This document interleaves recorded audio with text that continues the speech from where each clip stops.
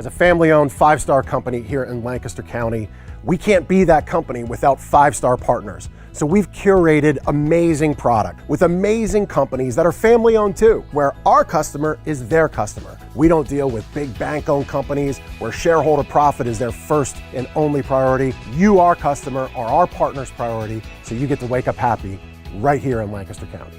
Double deals, savings events, happening now.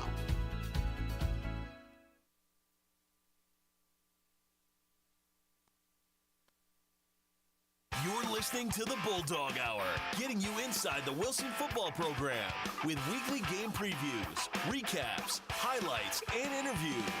Now, here are your hosts, Joe Mays and Justin Raffauf.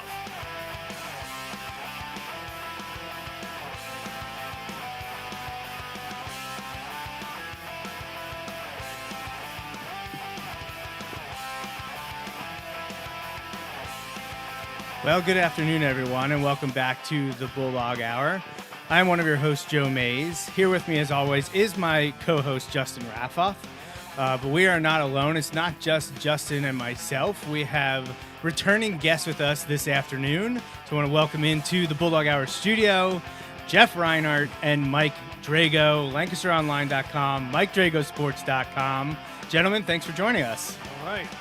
Way to kick off our Labor Day weekend. This will probably be the highlight of it, Jeff, right? Could be, yes. Anybody else tired after a 3-day week, too?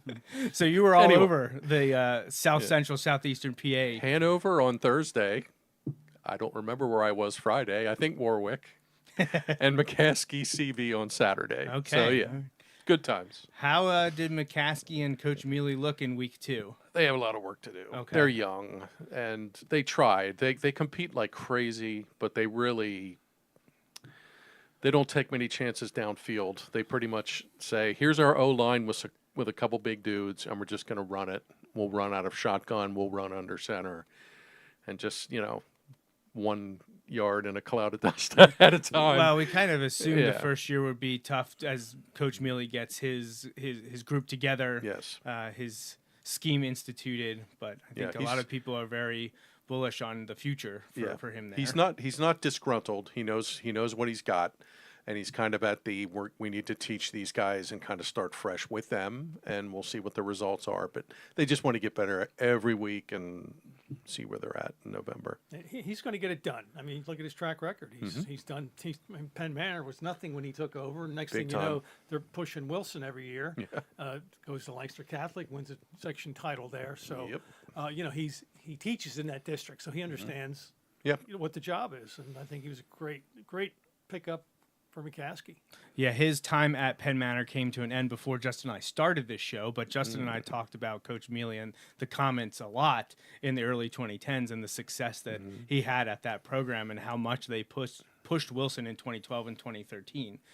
Couldn't quite break through, but it was very, very close, much too close for comfort. There was times. a 14-7 game down there, if I recall. Yeah, it was 14-7 at Millersville, and it was a Dominic Negrelli interception return for a touchdown. That was the difference. That was in 2012.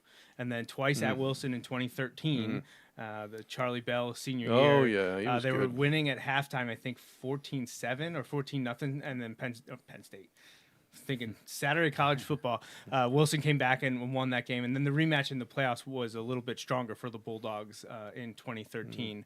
But yeah, Coach Mealy team's very disciplined, very well coached, play really well, and it'll be interesting to see where McCaskey goes in the next few years under his leadership. I remember that first game you referenced. I think it was at Millersville. The one in 2012. I think both teams were like 7-0. It was late in the season. I think so. Yeah, it was week 7 or 8. Yeah, big house and Penn Manor.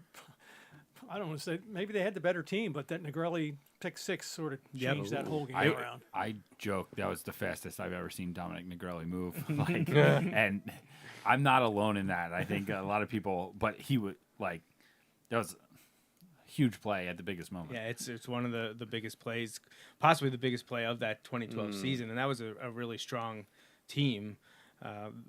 that Wilson had that year.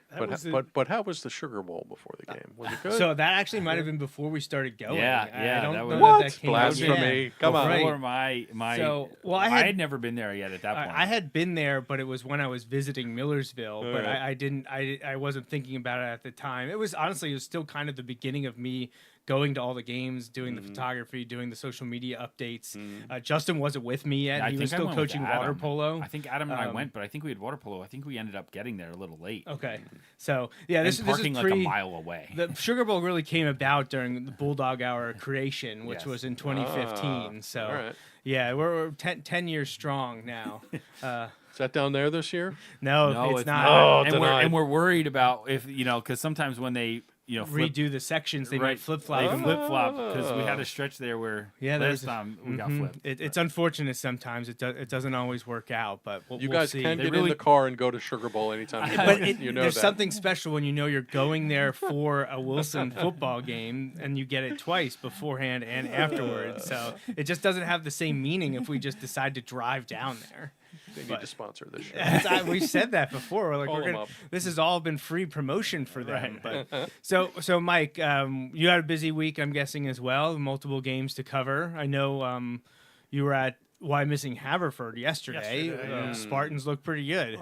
Yeah, well, you rarely see regular season matchups like that are as good as they're billed, and this was just tremendous game. One of the best games I've ever seen over there at Wyomissing on a Saturday afternoon. It was just, two really good teams, and Haverford has some dudes out there. Their skill players were all excellent. Their tailback, their receivers, and the quarterback got it out pretty quickly. And every time Haverford scored to take the lead, I was thinking, well, that's pretty much it. I think Wyo's done, and they just kept coming back and figured out some things on defense and got a big win. I don't think Wyomissing's going to lose for a long time now, if at all this year.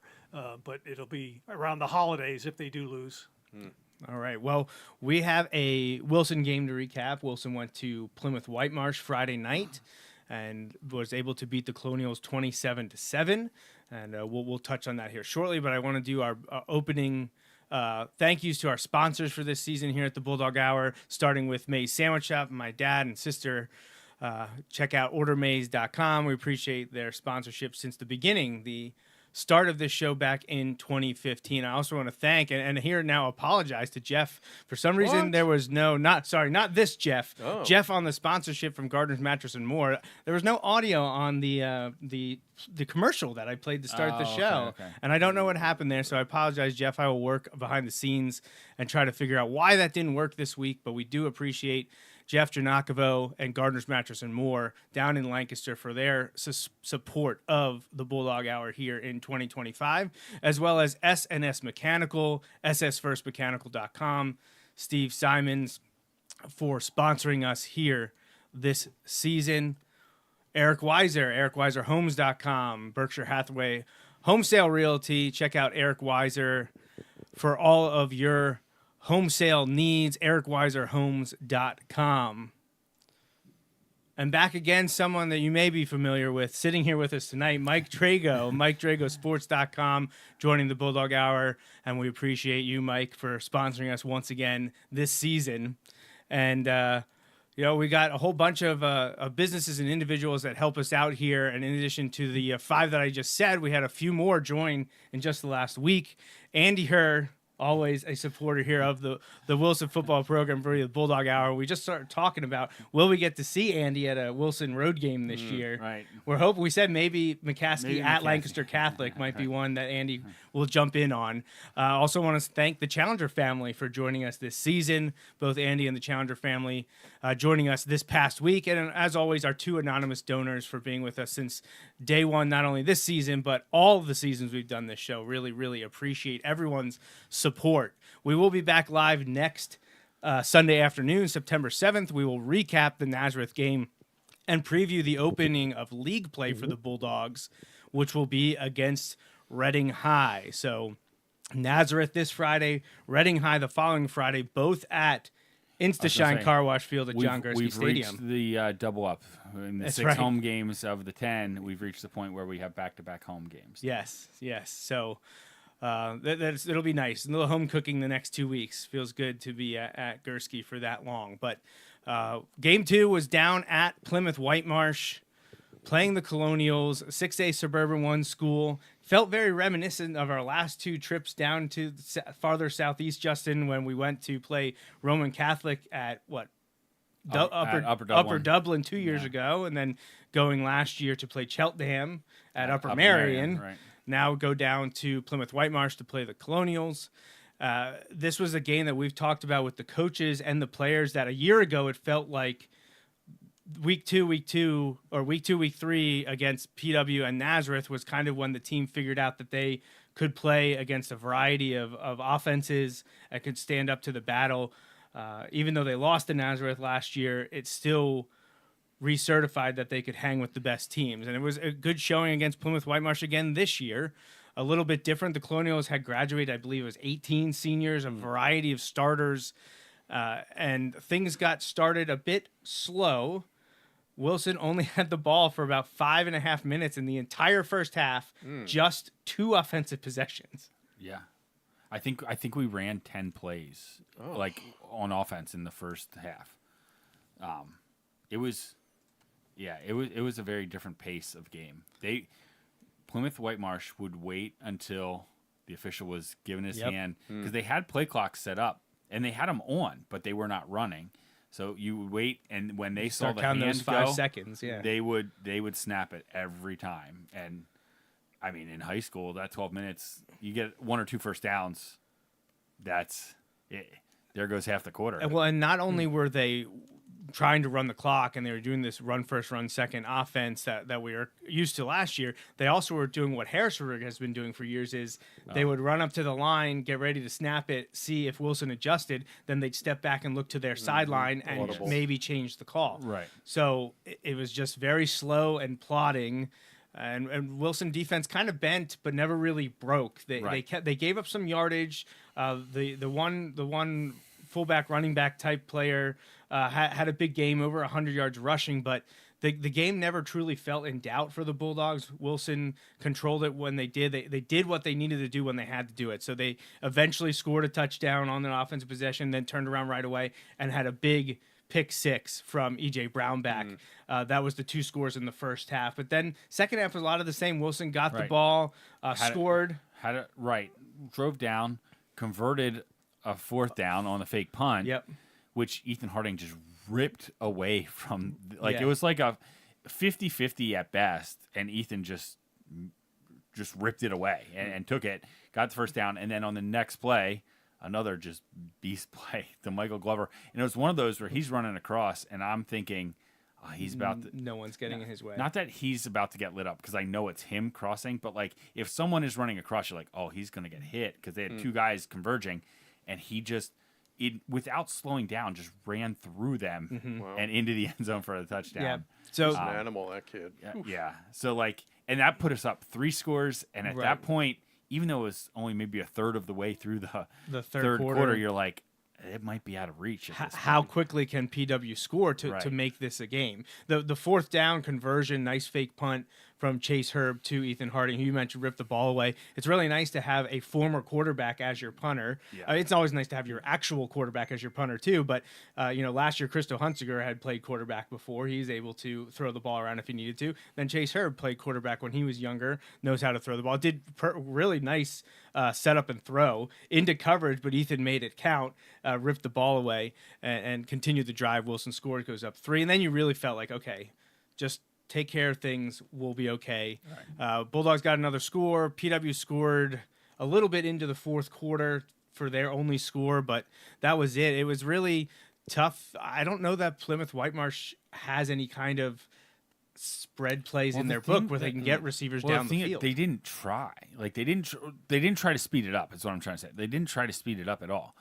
Going into half, they were down 13-0. They have the ball at the Wilson 35 30. with 1:52 left. They got 3 plays. 3 plays off. Wow. And the last one, I think they were trying to maybe get some misdirection and have some guys kind of come across. Throw into the was flat. A throw into the flat underneath. Quick throw. Not oh, no one's there in the end zone.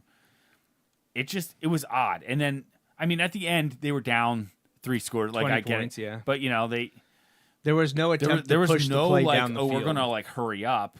For a stretch in the third, I think they kind of went away from the adjusting at the line. So, but they're maybe still snapping it under 20 seconds on the play. Like they were not like in a hurry up. There wasn't like, oh, we're gonna try and open it up. Some teams are not built. Some teams are not built for hurry up. Right. Yeah. And I know you guys have covered them. I'm guessing Solenko probably is in one. Calico, Mifflin. Generally, their offenses aren't designed for quickness, speed, or big bulk plays that aren't on the ground. And it was tough to envision the Colonials coming back once they got down 3 scores. They're just not a quick hitting offense. McCaskey's going to be that way, just so you know. Quick hitting or slow and plotting? Slow and plotting. Plotting.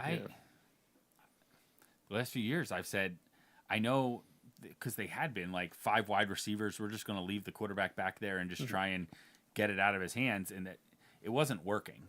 And I was like, look, I know they're a big school, but like maybe that's not the best option. Maybe something similar to a PW, because you put McCaskey's always got 3 or 4 guys that like if they can get the ball in their hands, they can make a play. Sure. If you aren't disciplined, they can make a play. I'm like, this is a way to help get the ball in their hands. It just wasn't the style of offense. So that'll be interesting as Coach Mealy like kind of installs that, because he's going to ensure they get the ball in those guys' hands. Exactly. All right, so a couple of highlights here, some individual statistics. Corral rushed for 96 yards, had a touchdown. Damian Greer also got some carries along with Mason Young. Mason was 11 of 17 for 166 yards and 2 touchdowns. Should have been 3 touchdowns, and the interception shouldn't have happened because Mike Glover was very clearly in the end zone with possession. Not really sure what the referees were seeing on that one. I have literal photo evidence of the catch, so I don't know if you could tell from your vantage point or not. On top of the press box, it was hard to see because I was kind of shielded by the defender. And I couldn't tell if both feet came down at once or if the right foot was down first. The picture was clear. I honestly, from my angle, it looked like the typical, he threw it away. And then like, oh my gosh, he caught it. Like kind of one of those, like you didn't think there was going to be a play. And then all of a sudden it was like, oh, I didn't realize that somebody was going to come down with that ball. So it was. Did they call him out of bounds? Yes, said they did. incomplete out They of said it bounds, was yeah. incomplete But out of bounds. You think he had his foot in? Oh, I know he has it. I know he yeah. had possession and had his foot in. Yeah. And then what happened on the next play? Or Either the next play or the play after. I think it was the very next play. It was play. an interception that On that the gave other the side, ball. right? Yeah, which Yeah. gave them the ball, and then they didn't really do much. But again, Mason played well. It was very efficient. I have it right here. This was called incomplete. Oh, that Or this looks was like a called foot out of in. bounds. So, Mike, you probably can't see it from over there. His but, right foot is down. Oh, and you can see there's still space between his foot and the sideline, Right. which was like that's a very bad blown call. And if Right. thankfully it didn't matter, but that would have Right, been very right. frustrating. You're disappointed for Mason and Mike to get additional stats and whatnot, but it's more important that if the game was on the line, that would be a pretty bad right. missed call. And I don't know what was going on with the ref, if he's out of position Right. or just whatever. Well, I know but- the guy who ruled him out was also the guy who was on the end zone, and I think, not the I side think- judge. he was the guy at the goal line, right? And I know, like, the play had been extended, so I'm thinking he might have thought there might be a rush attempt coming, and as Mason has done a lot this season already, extended the play with his feet and then kind of threw it. But I don't know. You know what that is? That's a Homer PW judge call. That's what that is. No, I mean, look, give the guy a break. I mean, the guy's he's not a full-time official. No, yeah. Well, neither are the NFL guys. So. and that's a snapshot. That's not live. Like No. right there. And I looking. said that to me. I was like, right. look, I know this is just a moment in time, and there was more and going like I said, on. from where but- I was, I couldn't see. Like, I knew it was close, but I couldn't see whether it was. If there's a minute to go in the fourth quarter and that's your ball game right there, I'd be a little. Yeah, thanks. yeah. That's what I'm Little saying. peeved. I'm glad that it didn't have an outcome on the Yeah. game, because it would have been very frustrating, especially whenever you have photo or video evidence that shows you that the call was wrong. That's when it gets very very interesting, as Exeter knows from last year with Conestoga Valley. That went on for days. I remember seeing it across social media for a long time. So Let me ask you this: was it a 6 or a 7-man officiating crew? it was a. Oh, I think I it was don't know. 6. Isn't it 5 and 6? Are there groups of 7? Because Burke's is Burke's 5 or 6? I don't know. Well, it was 6 because there wasn't a single guy in the back. It was one on either side. Yeah. So, honestly, I thought the week 1 officiating was better than the week 2 officiating. There were a few things that you texted me immediately, like that was not a good call. I've seen a lot of flags in 2 weeks, I must say. Week 1, what we thought We had 19 flags in week 1 Yeah, combined between right. the two schools. I have the stats right here. I should pull it up and see how it was this Friday. What the flag totals were. Where's I feel like there weren't as many, but there weren't as many plays. right? Like- Yeah. Let's see. Penalties. There were 10. That's not Wilson was horrible. penalized 6 for 55 and PW 4 for 30. That's Yeah, about that wasn't- normal. So yeah. Covering basketball one time, and a parent on their phone shot video of a play. Don't remember if it was an out of bounds or a buzzer beater or something. And the refs called it one way, all right? And this parent, and I don't remember what school it was, no idea. She literally ran onto the court with her phone up to the ref and said, "What? Here it is on video. You got to overturn that during a game." I think they walked her out of the gym, Yeah. but I was like, "Are you kidding me?" People joke with me when they'll turn to me and go, "Did you get that?" And then I'll Sure. look and be like, "Yeah, I got it." And they'll be like, "Show it jokingly." Jokingly. Show it to the refs. I'm like, "Yeah, I'll get right on that." I saw a mom do it at a girls' basketball game, and I was horrified. I couldn't believe she did it. Yeah. Well, you know, we talked about it over the summer. Asked the coaches about it. I know Texas high school football has instant Yeah, they replay, do. So Wow. They also have $60 million stadiums. Yeah, they so, do. what they like, do. Hey, I like Gursky, but I Hey, mean, I love 60 Gursky million? too. But Justin, I said if we ever win that $1 billion Powerball, Yeah. there would be a new athletic facility in and around Wilson in some manner. So The Bulldog Hour Stadium. Sorry, Mr. Gursky. No. We would Gursky would stay attached. You We're have talking, to. you know, what the teams want is indoor practice facilities. That's a big thing that's now. the thing that's popping up everywhere. There's a couple of them coming in at the high Lancaster. school level, yeah. So that's what we're earmarking the $1 billion Powerball victory for. Is the You mean indoor- you wouldn't move to Hawaii and get out of here?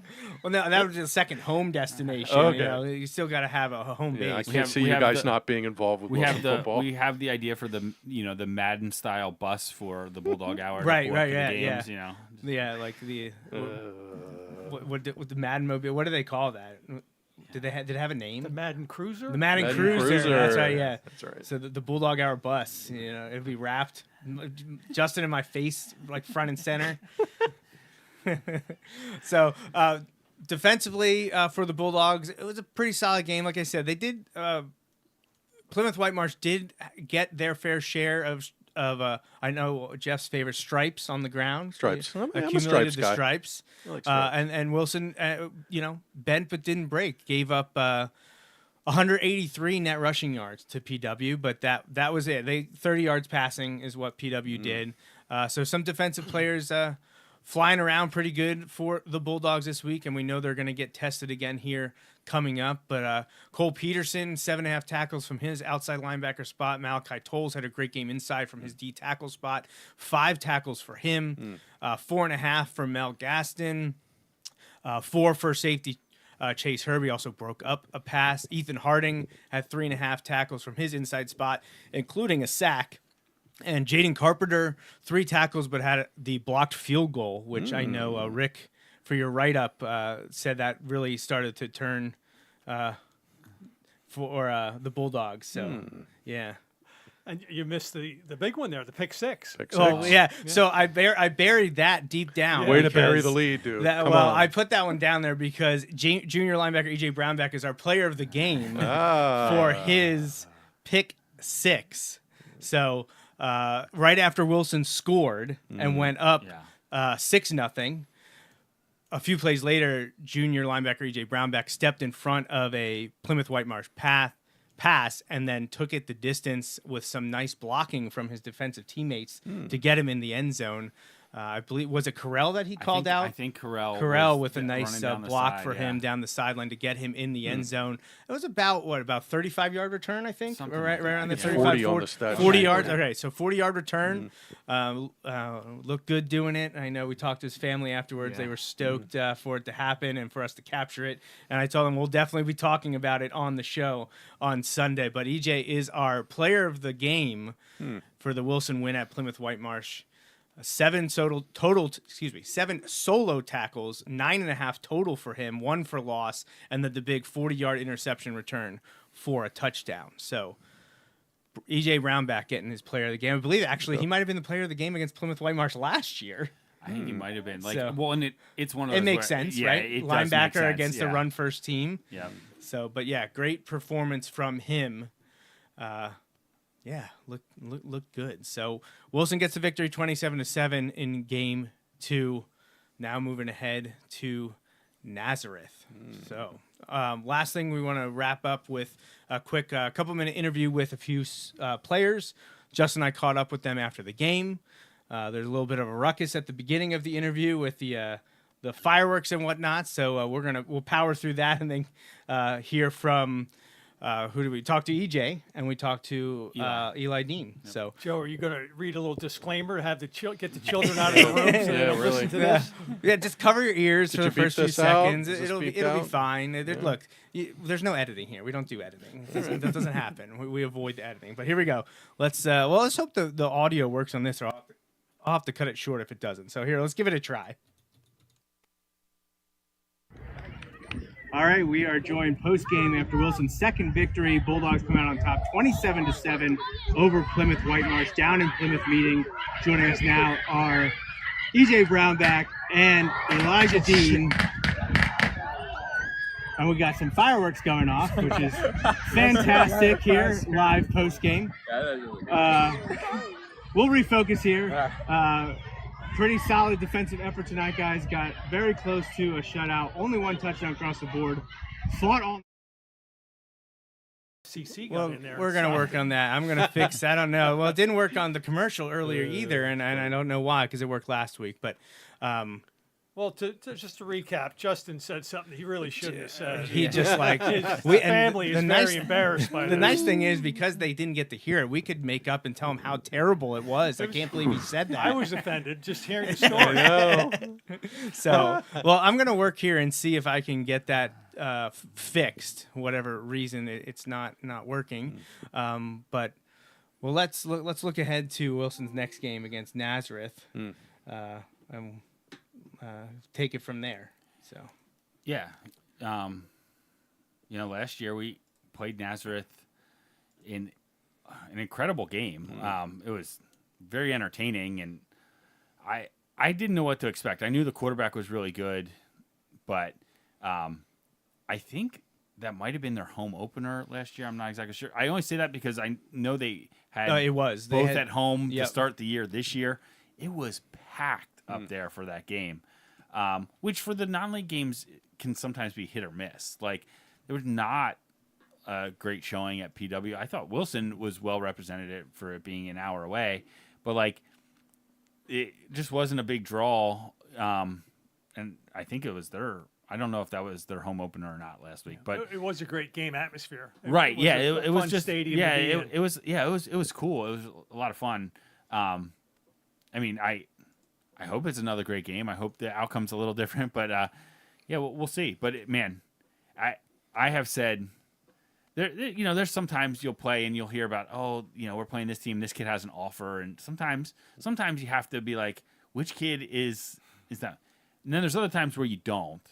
And Nazareth is definitely one. It only took like a possession or two, and you're like, oh, that kid is Legit. a D1 quarterback. Like he's huge. He's fast, and he's got a cannon for an arm. Yeah, and you're like, oh, right. Well, Peyton Falzone. I can Yeah. see why they threw a lot of NIL money at him because I think he's got a lot of potential. But the thing that struck me was obviously it's a great arm and he really good receivers last year. He's fast. Yeah. And really the biggest play he made was the last touchdown. I think, did Wilson take the lead at halftime on a field goal? yes, Right? yep, And yep. then Crystal he came Hunsiger. out I think their first possession, he ran about 50 yards, and happened to be the last score of the game, if I'm recalling. Yeah. So I guess it was 24-21 at halftime when Wilson kicked that field goal. Yeah. They came out, got a touchdown to go up 28-24.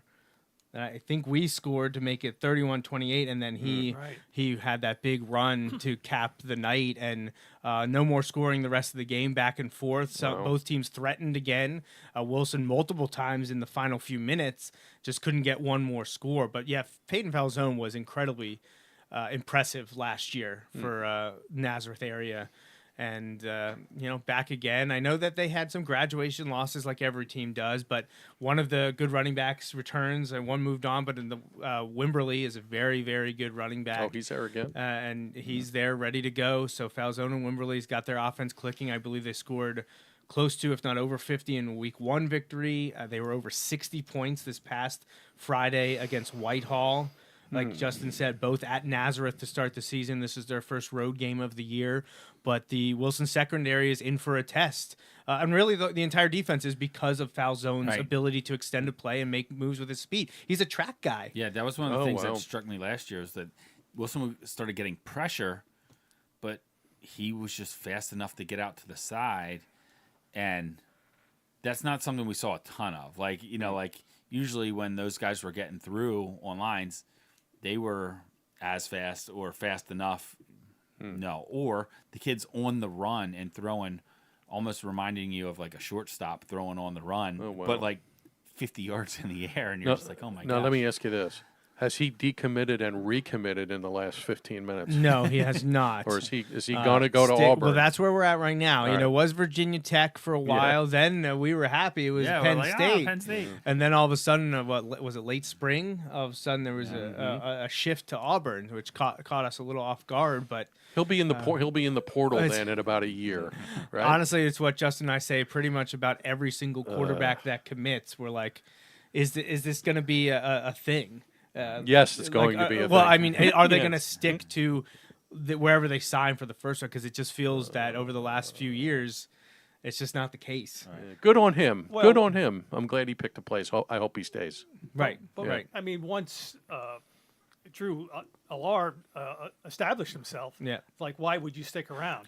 Yeah. Well, we got to because see. you're not going to play for the next 3 years. Well, we saw someone that we're all familiar with in Bo Prabula. He went move off on, the other day. who had a great. by the way. We were rooting for him. To have the semi-local kid, someone we've seen play. Sure. Who we actually saw his career end, his high school career end at the hands of the Bulldogs, which I know was unexpected by many outside of maybe West Lawn at that game. What was it, 14-11 or something like that? Yeah, that rings a bell. Crazy game in that 2021 season, but it looked like Bo was set to take over the reins, and then Drew says that he's coming back, and now he realizes he's got to move on if he wants to have any shot in a future football career. So, he would still be sitting. Right, exactly, Yeah. yeah. So, And I mean, my question for Bo is, why did he choose Penn State? Because I think it was his dream school. I think that's where he wanted to be. he must have thought he was going to beat out Drew, but that I don't know, but I think also it's for that high school kid to make that decision, just any high school kid to make that decision, like, whatever they do, prioritize. But I know some of the coaches have talked about, especially coaches of smaller schools, I've heard this being at the school, that they think they've got a kid locked up, and then it comes in and like, it comes down to the time, and like the kid's dream school offered a spot, maybe even a spot to like walk on, or a couple million. They go, now you're throwing in the NIL stuff, to go somewhere else, and they're like, it's hard to compete with the kid when the dream school comes knocking, and I can understand, like me personally, having nowhere near that experience, can understand like that would be really tough to do, but yeah, right. Well. Yeah, so Nazareth comes to Gursky this Friday night. Big time 2-0 showdown early in the season. Last non-league game until technically Wilson Mifflin is non-league, but last to start the season here. And we know how it went last year. We know the big expectations for both teams this year. Should be a great one. It is youth night at Gursky Friday night, so there'll be the young kids and cheerleaders, the young football players all there cheering on the team, and it should be a great event. Looking forward to it, and there's not too much else to say about the Blue Eagles. They're a very strong team. They're one of the better teams out of District 11. Really, Coach Falzone took over, I think 10 plus years ago now. Has that team clicking, and they will make the trek to Gursky Friday night. Should be a real good one. So before we get to Mike and Jeff to talk about Wilson and LL football this year, I want to try the interview one more time. I think I made a change, so let's see if I can get that to work. All right, we are joined post-game after Wilson's second victory. Bulldogs come out on top 27-7 over Plymouth-Whitemarsh down in Plymouth meeting. Joining us now are EJ Brownback and Elijah Dean. And we got some fireworks going off, which is fantastic here, live post-game. We'll refocus here. Pretty solid defensive effort tonight, guys. Got very close to a shutout. Only one touchdown across the board. Fought all night long. I know you both spent a lot of time on defense, shutting down the Colonials this evening. 30 yards passing. Bend no break. 183 yards rushing, but really kept it under control all night long. How do you guys feel after victory number 2? I feel great. Ready to go on to the next week. We have competition next week, so gotta get ready all week and have a good practices and get ready. Yeah, I agree with Eli. Nazareth, I'm really looking forward to that game. I really want to get that one back. I thought we played great defense today, and I really wish they didn't score. I thought Chirp popped that out at the end zone there. I thought it was so close, but I'm really happy with the way. I mean, the D-line makes my job so much easier, and I thought they played absolutely fantastic tonight. I will say that that was a touchdown. It was definitely across the goal line before it came out. I really wanted a shutout really bad there, but the one that you should be more frustrated about is the one that Glover had down there, which was a touchdown. I thought that was in from here on 100% was a touchdown, and then, of course, next play they get the ball back. But doesn't matter. You both played very well. Offensively, Elijah, you led the team with 3 catches, 28 yards tonight, playing some safety as well this evening, and EJ led the team 9.5 total tackles, 1 for loss, plus got into the end zone yourself, defensive side of the ball, pick 6. Take us through that play. Oh, man. I saw the third receiver come out to a flat, so I dropped. My boy Mel got some good pressure, and he threw that thing right to me. And after like 5 yards, I was like, I better not get hawked or I'm never going to hear the end of this. So I had to turn on the jets and get in there. So kind of just a methodical night for you offensively, defensively. Offense, Eli, you guys only had 2 possessions in the first half. I know, How right? wild was that? Have you ever been part of a game like this before? Nah, like whenever they were on offense, it just took forever for them to get a play, and then whenever they got a play, it didn't go anywhere.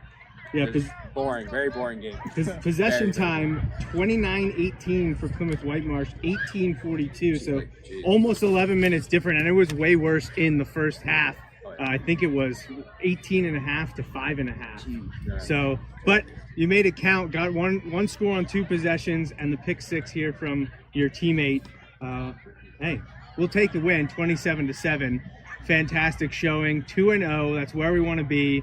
With Nazareth coming to town, Yes, sir. quarterback Peyton Falzone. We're ready for that game. Yeah, I know you guys remember last year up at Nazareth, came down to the wire, fought real well, but it was kind of that game, even with the loss, that I think your group kind of figured out, hey, we can hang with anybody, and it gave you a lot of momentum through the rest of the year. You're 2-0 again, second straight year. Congratulations on the win, and good luck next week against Nazareth, and hopefully we can talk to you all again real soon. Thank you. Yeah, thank you. Game I've ever played in. Kids are great. Yeah. Stick a microphone in a kid's face on a Friday night. I love it. You don't know what's coming out. I love it. No, it was. Thank you so much to Eli and EJ for joining us and the fighting through that initial interruption that got Justin spooked. Yeah, I was a little worried. Oh, but all was good. Yeah. So Plymouth-Whitemarsh win. Nazareth on deck, but. I want to hear, Mike, Jeff, what your take is on Wilson after talking to them, media day, and hearing what you have the first 2 weeks and checking out the stats. What are your expectations for the Bulldogs this season? I don't expect that they're going to lose in the regular season, put it that way. I think that they're overall a better team than last year. The big question mark was the quarterback because Maddox was all-state kid last year. He made play after play. and I haven't seen him, but just looking at numbers and results, it looks like Mason is more than doing a good job there. You guys have seen him. What do you think about his play for the first 2 games? Yeah, I think he's gotten the job done. I think he's taken what the defense has given to him. That we talked a little bit about the interception this past week. It was a nice play. It was a more difficult pass. The week 1 interception, he knows that was a mistake. He shouldn't have tried to throw that ball. But the one against Plymouth-Whitemarsh was much more of an athletic, aggressive play. Ooh. And but he's done really well with the short passing game, putting it in the hands of his incredibly athletic surrounding support staff. He's made some very nice throws Friday at Plymouth-Whitemarsh, especially the touchdown pass to Michael Glover. Yeah. Put that one right where it needed to be, and let Mike do the rest. So far, so good. I think Mason has looked really strong so far. He's really been spreading it around. Yes. I think in week 1, 9 guys caught the ball out of the backfield. Yeah. I don't know how many caught it on. I think 7 different guys caught passes. I think there were 7, but no one had more than 3. You heard me say to Eli, he had 3. He was the leading receiver with 3 receptions this week, and then there was a few guys with 2, and a few with 1. Right. So he isn't locking on to a number 1. I know sometimes the game plan might be, hey, we need to get the ball to Glover as often as possible, or hey, this week we really got a feature of Jaden Carpenter, who had a touchdown against Plymouth-Whitemarsh. Great play by Jaden. It was fantastic play. That was the case last year. Maddox, a lot of games had 6, 7 different receivers, which tells me that, they're getting coached well. Jeremy, the offensive coordinator, of course, Chad Henney, the QB coach, they're They know what they're doing. Teaching these kids similar things, like don't lock in on a receiver. I'm sure that's been drilled into their heads time and time again throughout the summer, and it's working because if the quarterback has an ability at this level to do that, boy, they're really tough to defend. Figured they'd be good skill kid wise. I do want to see how the O-line, D-line progresses, because later on, when it gets cold, you're going to need O-line guys. So I want to see how they handle trench stuff. Yeah. They have kids who can make plays. Holy cow. And we've kind of known this Mason Young kid was coming, got in some games last year, and he was like 4 for 5 for 100 yards with a touchdown. I think he had a rushing touchdown as well. I was like, he'll be fine. I think that's what really worked in his favor, was his ability to be similar to what they got from Maddox last year, because he has the arm, but he also has the wheels as well. Yeah. Haven't used it as much, I think, in the first 2 weeks as I expected maybe to see Mason run a little bit more. He has been trying to find receivers down the field, which he's the quarterback. That's kind of what you want. And secondary, use your legs, but not as many rushing and scrambling opportunities as I maybe expected these first 2 weeks, but they've gotten the job done, and I don't really think Wilson was any real danger these first 2 weeks, but now we know that the competition is going to be ratcheted up to a whole new level this Friday. Naz is going to be a great test. I don't care if it's here or there, wherever. Yeah. That's going to be a great game.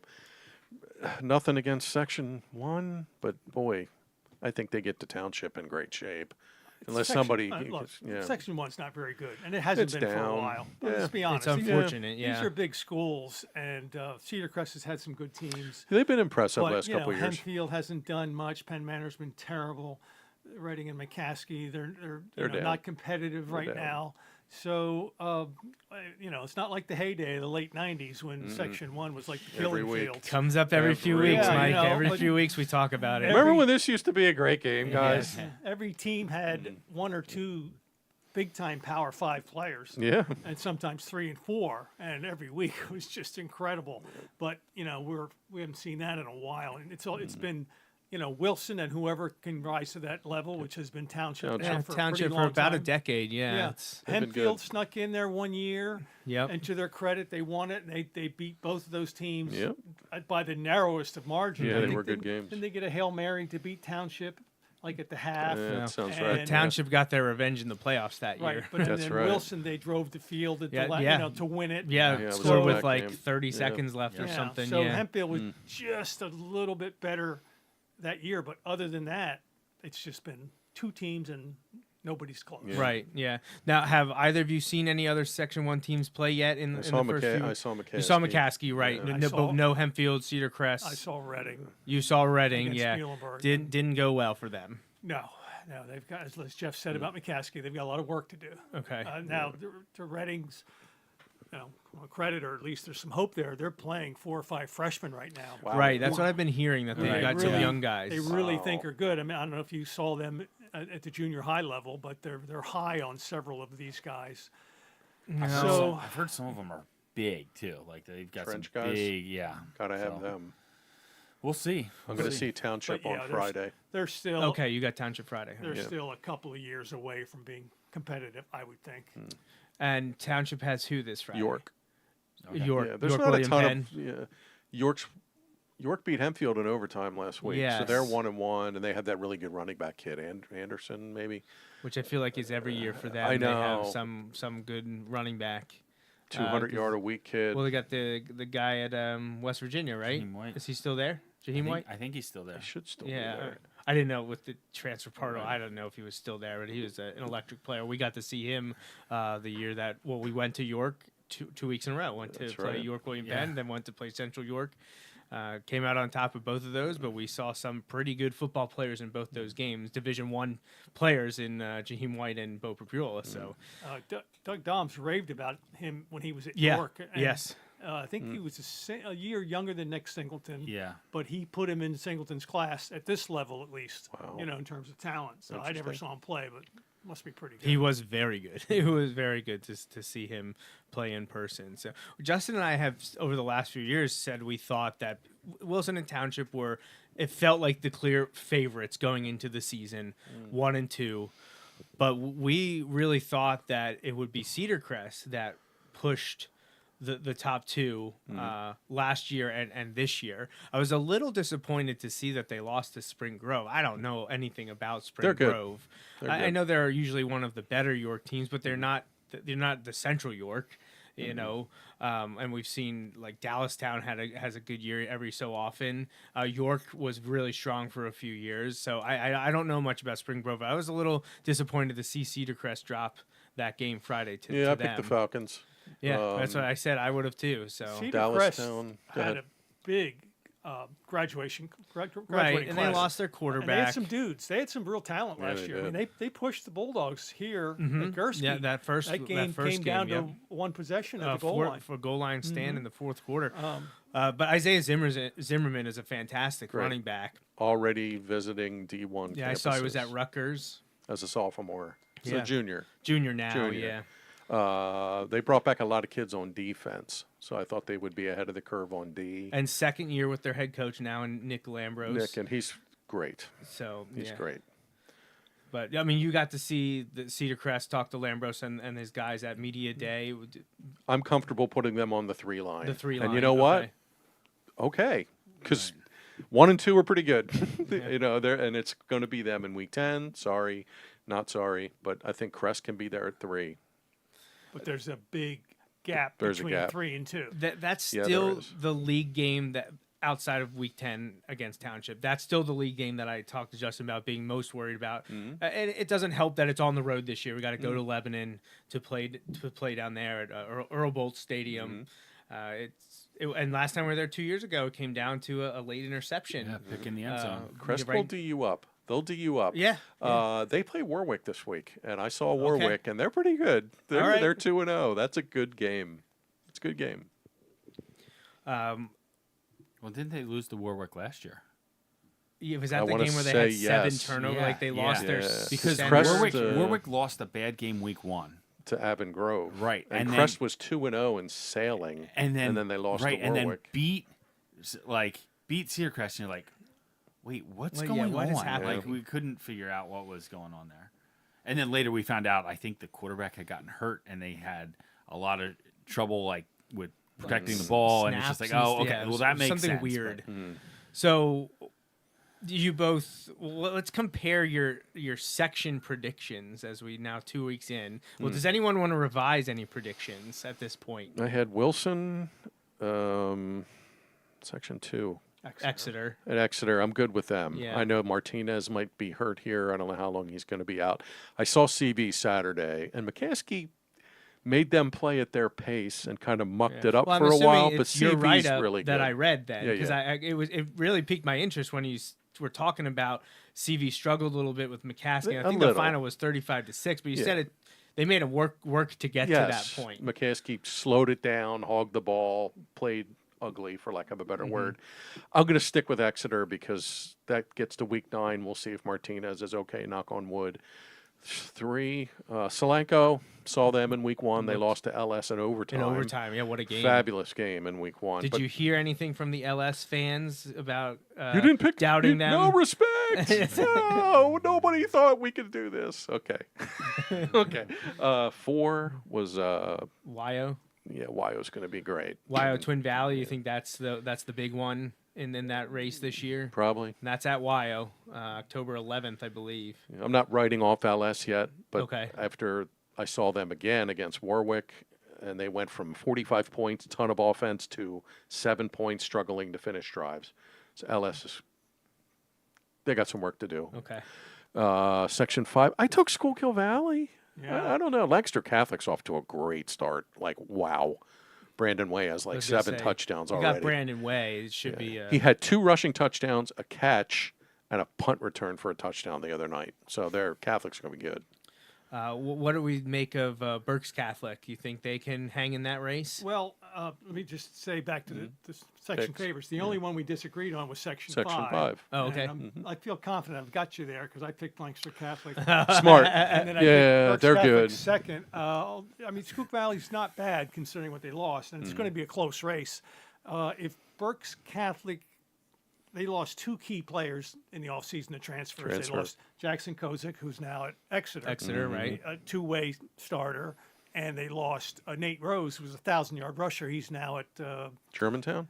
one Germantown of the, Academy, one of yeah. the Germantown schools. So with those 2, I would have picked BC, but that's a lot to lose. But I think that's a close race. I think that's That should be good. again the most interesting section. Section Section 5. And hey, I saw Anvil on Thursday. They're 2-0, Dutchman and they're looking good. sneaky. They're sneaky. Like, I don't want to play them week 7, 8, 9 down the stretch.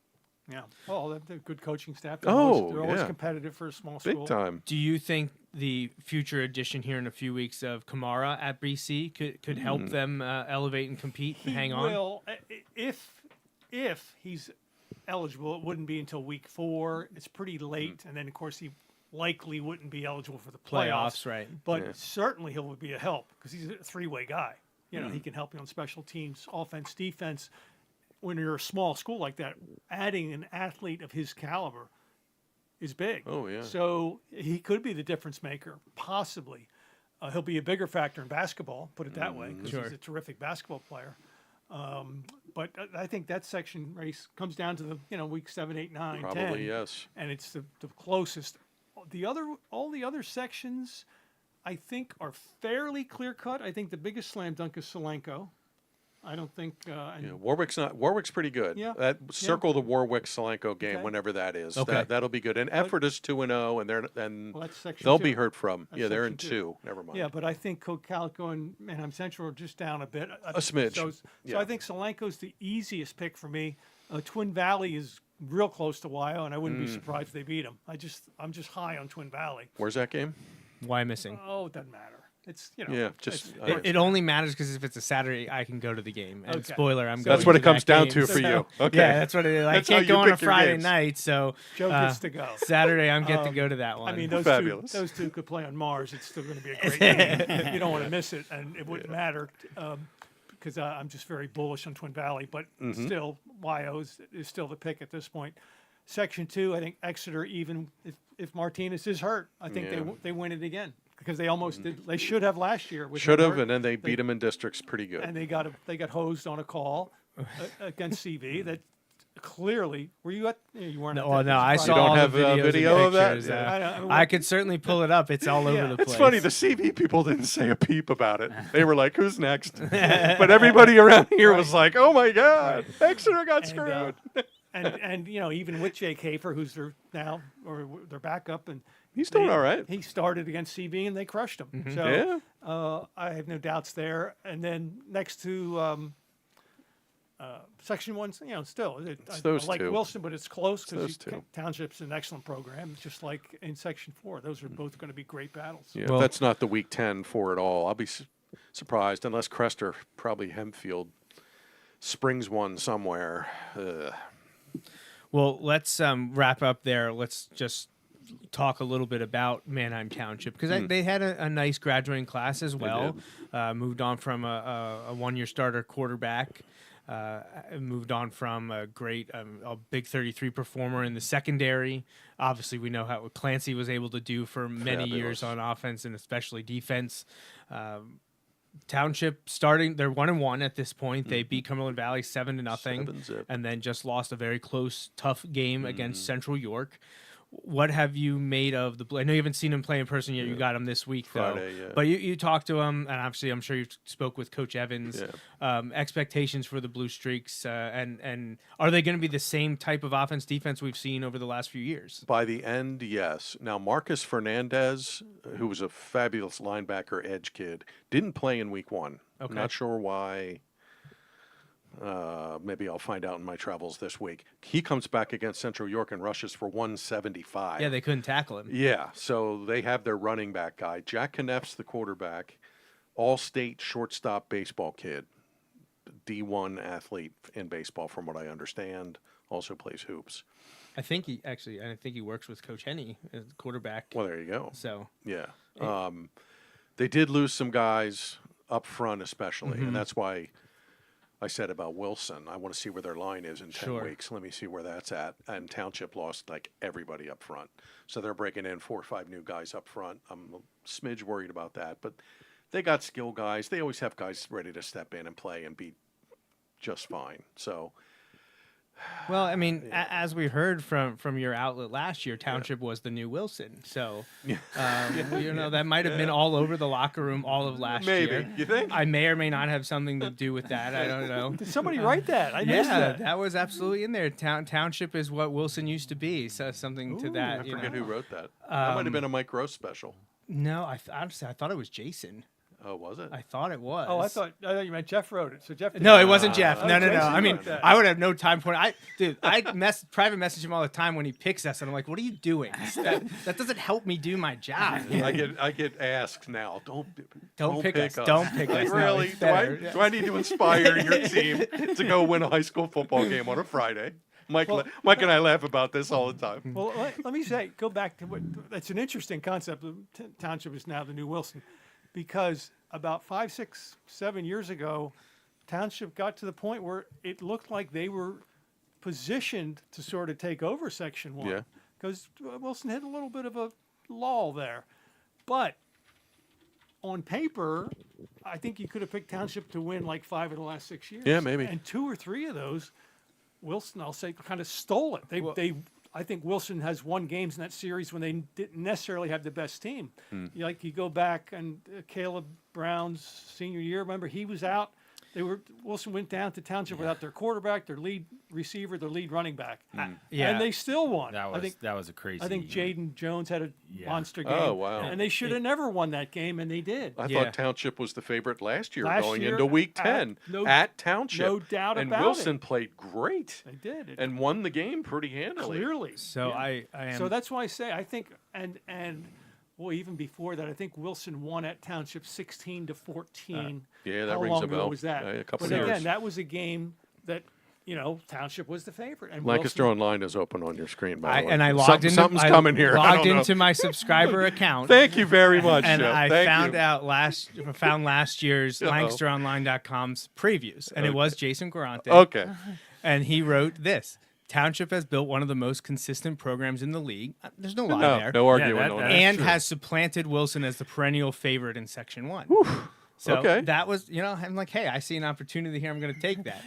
So Print. that was- Control, cut, paste, print. that's pretty strong. and That is. send. Yeah, that's a strong So that's sentence. but I mean, I don't disagree with everything you guys have just said about since honestly, when they ended the streak of winning Section 1 games in 2017, I think a lot of people thought that Township was going to start to run away with it. So they beat us twice in 2017, playoffs right. included. But then in 2018, we went back down there, and I think surprisingly beat them. I don't think people thought it was a very tough, closely contested game. I think it was like 16-10 or something. It was weird. But then the next year, it was one of the first years that Township really dominated and went far. I think did they win? I think they. Was that Was that the Ivy game? Was that the Ivy game up here? Yes, at Wilson. yeah. And that was the 2019 team is one of those that was incredibly powerful, a very strong Wilson team, but they didn't win anything. They didn't win a section championship, and they didn't make the district championship because they lost to Township in the regular season, and then they lost on untimed down to Harrisburg in the district semis, I want to say, but that was at Wilson. But yeah, it was an untimed down. Wilson had one last chance to score a touchdown and win the game, and wasn't able to convert. That team, I think, went 10-2 and was a phenomenal team. That was a very strong Wilson team, but didn't get a flag because they didn't beat Township and they didn't make it to the district title game. 2020, I mean, you mentioned it. COVID year, things are crazy. Wilson's missing, I believe it was 4 or 5 two-way starters, including quarterback, running back, wide receiver, offensive lineman. Defensive coordinator Ernie Wolber was not present for the game. I managed to get in and stand up to take pictures with Justin in the press box as he's recording the game, and Wilson ends up winning that game. And Coach Doms and the staff has told us that that's probably the best coaching job they've ever done was that game against Manheim Township, because they don't think that there's any way they should have won that game. They didn't think they had the top to bottom talent that Township had, and the ones that they did have, didn't have 4 or 5 of them for the game. They were relying on sophomores that had not yet played in a game. Wow. And ended up winning. This is all good and well, and why we always pick Township and Wilson every year. It's just more fun when McCaskey's good and Henfield's good, 100%. and Crest has like those kids, like those edge guys. It's been a while. It's been a while. It's been a while. I man. miss it. And it's going to take McCaskey some time here and Redding I apparently. mean, I don't know that McCaskey's ever going to get back to that perch. At least say in the next 20 years. Maybe. Just things have changed. Yeah, they have. And the city schools are really struggling to get back there. I mean, there's a time McCaskey was. They've won several Section 1 titles. And they're trying. And Reading, with Al Wolski, they were winning or tying Section 1. They were as good as anybody. Yeah, and look what McCaskey's doing. They brought Todd Mealy in. Yeah, but This guy wins. It's different, Jeff. He wins, but it is different. You're right. Just different. It I is, just and don't he know admitted as much. I just don't know that he can get all the way. I mean, he can get them back into the playoffs. I don't doubt that. Yeah. But I don't. Yeah, they're on the first floor. Reading's on the first floor. I don't know. So, yeah, we pick Wilson and Township every year. And we can have fun Wilson Township memories. And I'm sure they'll be making plenty more here. Joe, let me just go back to last year's Wilson team. It's interesting. They won Section 1. They won, was it 11-1 or 11-1? 12-1? 9-1 regular season, 12-2 overall. 12-2. Yeah. 12 games. All right. They won 12 games. How many of those seniors are now playing college football? That's actually a great question. 2, 3? I don't even know if it's that many. Yeah. Because I'm going through the names, because Derek, I don't think, is playing. No. Maddox is playing basketball. Maddox is playing basketball. Cam Zulinger is not playing. I don't think Klein's playing. Geloso is not playing. Klein's not playing? I don't think Catul is playing. Brady is. Brady Klein is playing. Cal Yeah, U. he's playing at Cal. He's a Vulcan. Good. Yeah. So Brady is playing. Yeah. Pegged him to play. Who am So I missing? you've answered my question. But you're struggling right. in It proves the point. You go to that Township team.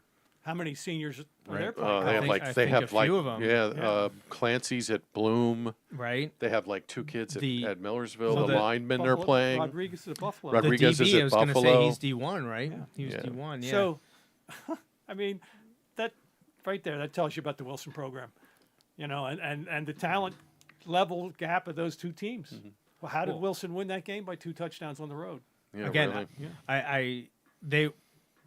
there was doubts surrounding the program last year, and I think going into that game, there were still some doubts of, you hung with Nazareth but didn't beat them, and you rolled through. The Section 1's not as strong as it used to be. You got all these wins. Who have you beaten? And then they beat Township, and in convincing fashion. And then I think really, and the coaches have told us this over the summer when we talked to them, they think their best win was beating Central York to go to the district championship game. Yeah, there was a lot. Like Central York turned some heads in the playoffs last year, even in the loss to Wilson. our coaching staff really They thought Central York was the best team that Wilson That we played beat last year, last year. outside of Harrisburg in the district championship game. They thought Central York was the most talented of those first 13 opponents. Harrisburg beat McDevitt. They did, yes. Saturday? Like 29-26 or something like that. McDevitt's 0-2. Well, they played like a big-time school in week one, though, Canada. too. It's a Yeah. team from They're- Canada. like And Harrisburg. McDevitt's Wow. schedule now is rivaling that of like St. Joe's and Emotep, where they play these random schools from out of state that are also juggernauts, and then they come and run through. And they're in Pennsylvania. Commonwealth now, so they get CD, they get Cumberland Valley, they get East. Yep. right. Yeah, that's a McDevitt- tough schedule. 0-2, and they're still an 18-point favorite in the District 3 championship game. They're still like number one in the power ranking somehow. Should be. I guess that would be who Exeter has to contend with, right? Yeah, if they'll run they're into them able to somewhere. go the distance, that would be. And Exeter McDevitt. may have a better power rating come week 10. They might. True. If Doesn't mean McDevitt has anything. 3 or 4 losses, well, they get a home game. But still, it's Doesn't McDevitt. matter. Yeah, McDevitt's McDevitt. But I don't know. Still August. Long way to go, guys. You're right. Yeah. The last day of Last August, day. just about to enter September, Labor Day weekend. But we've been going for an hour, and I appreciate you guys joining us. Wouldn't mind having you back on later in the year, maybe right before the township game. We've done that in the past. I know that all hinges on where our Phillies are, though, Jeff, yeah. because If they're in the World Series right, game that night, if that's I an might have to punt. NLCS game or Yeah. something, we might have to figure something else out. Yeah, But okay. it would be a good problem to have. Let's put Yeah. it that way, right? Yes. Yeah, we gladly deal with that scheduling conflict. Yes. That's right. Yes, I'm a bit absolutely. of a Phillies buff, if you don't know me. Mike, I'm sorry about the Orioles this year. Bummer. Yeah. Justin and I. Justin's got an affinity for Baltimore. Got family there, and we've been to Camden Yards many times. So we're AL Orioles supporters, but it was disappointing to see what's happened with them this season. They'll be back. They'll Yeah. be back. Well, I don't doubt it. They've I got don't an doubt incredible that. amount of young talent. So Hey, I'm going to say this without being sitting here in your man cave. I get around the state. I see it, a lot in every corner of the state. Nobody does this. So, congrats to you guys for doing this. How many years you been doing this? 10? this Just is 10? well, we celebrated 10th anniversary. This is the 11th season we're covering the team. The yeah. service you provide the town and the kids and the school and the district and the community, it's unbelievable. Nobody does this. No, well, thank you. Well done. Thank you. Well I appreciate done. that. And anytime you call and say, can you guys come on? Yes. Well, we love to have our guests on. It makes the show a lot more interesting. Justin and I hear the two of us talk at each other all the time, so it's much better to invite people in here that know more about Pennsylvania high school football than we do. So appreciate you both coming Surely. on and joining us here again. And there's a lot, like you said, it's only August. There's a lot of A lot of football games. left to be played. there are. And I'm sure there's a lot more storylines waiting to be written, and we can address that as we get closer and closer to Halloween, which would be the first round of District 3 6A playoffs, the play-in round On Halloween of, night. 7 versus 10 and 8 versus 9. So Justin and I, boy. as parents of young children, are desperately hoping Wilson is not in the 7 through 10 line. I think you're safe there. Explaining to the kids that we've got a football game to go to. Halloween We can't was take you canceled trick or this year. treat. Yeah, there's no Halloween. You guys We're aren't going to done. believe this. Joe- There's no trick or treat this year. Joe, your girls are old enough. It's time for you to explain the facts of life. Oh, boy. Wilson football's playing. Just It's fact number one. The nice thing for me, though, is that my older daughter might soon be saying, I'd rather go to the Wilson football game. So, hey, I must be doing something right. That's funny. All right, Justin, you got anything to add before we want to get out of No, here? just thanks guys for coming on. Sure. We said it and it's evident in the summer and in the fall. We love following you guys and using the products you guys put out there through Lancaster News and Mike Drago and the partnership there. Which is great. Yes. Yeah, it's great, and it's great for the fans. Like, it's great for fans to be able to find all that stuff. So we appreciate it too. Yeah, Surely. And I've said it before, Mike. Once again, thanks for your support of the show, sponsoring us here. It's only a few bucks a month to sign up. So if you're a big fan of PA high school football, I'm not sure a better way to spend your money than to subscribe to MikeDragosports.com. And at a minimum, the sports coverage with you, Jeff, and your group with Lancaster Sports. The two of you combine phenomenal coverage. So, Justin and I are subscribers. That should Wilson people watching. That should tell you enough. That's where we go to them to get the information on the teams that we don't know as much about. So, All right. Thank you. We done patting each other on the back now? That's enough of that. That's what the end of the show is for. All right. That's what the end of the show is All for. right. So. Last thing from me. Hi, Ernie. Have a good season, buddy. Oh, we might I'll have- try not to pick you as much as you like. We don't usually, yes. We don't usually get to have coaches on the show in season, but we were approached and said that might be willing to happen on a Sunday night. So we might have an in-coach season interview. I'm not talking about 3 minutes after the game. I'm talking about live to recap a game. That'd be fun. So we'll see if we can make that happen here in the next few weeks. So. Nice. All right, well, that is it for us here at the Bulldog Hour for episode 8 of season 11. Justin and I will be back in 1 week on Sunday, September 7th. Normal time, we'll be back at 6:30 in the evening, and we will recap Wilson's game against Nazareth and then preview the opener in league play against Reading High. A lot of awesome stuff coming up the next 2 weeks, both at Gursky Stadium, and we hope to see you there. So for Mike, Jeff, and Justin, I'm Joe Mays. And for the entire Wilson football program, we'll see you in 1 week. But until next time, go Bulldogs. Thanks for listening to this week's episode of the Bulldog Hour. Want more Wilson football? Follow the show on Facebook, Twitter, and Instagram. Subscribe to the podcast on iTunes and SoundCloud. Or visit www.bulldoghour.com. The Bulldog Hour is a featured program on jmnjrradio.com.